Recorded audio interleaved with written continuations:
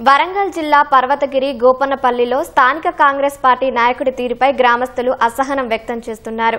Party కార్యకర్తగా పనిచేస్తున్న నాగరాజు అనే వ్యక్తి స్థానిక ఎమ్మెల్యే మంత్రుల ఫోటోలతో తన ఇంటి వద్ద నకిలీ రేషన్ కార్డులు పంపిణీ చేశాడు. ఈ వ్యవహారం సామాజిక మాధ్యమాల్లో వైరల్ కావడంతో వివాదాస్పదంగా మారింది. ఇదేం ప్రచారం అంటూ కొందరు లబ్ధిదారులు తహసీల్దార్కు ఫిర్యాదు చేశారు.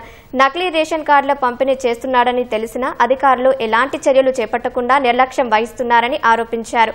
పైగా ఇంటింటికి తిరిగి నకిలీ కార్డులను తీసుకుని మళ్లీ వేరే కార్డులు ఇస్తామని చెప్పి తాను చేసిన తప్పు కప్పిపుచ్చుకునేందుకు ప్రయత్నిస్తున్నాడని గ్రామస్తులు తెలిపారు.